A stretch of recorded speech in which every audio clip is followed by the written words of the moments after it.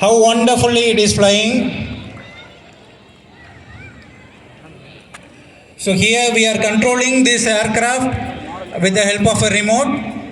So this is the exact scaled down version of a real-time aircraft. You can see the low pass flight.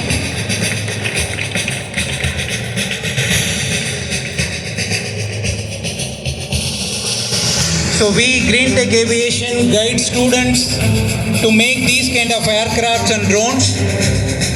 We provide training to make this aircraft and to flying.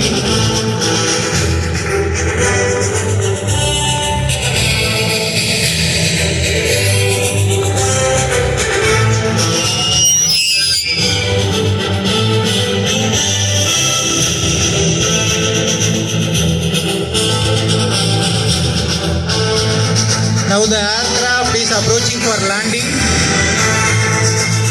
Give a round of applause, dear kids. See such a wonderful work they are doing. Appreciate them.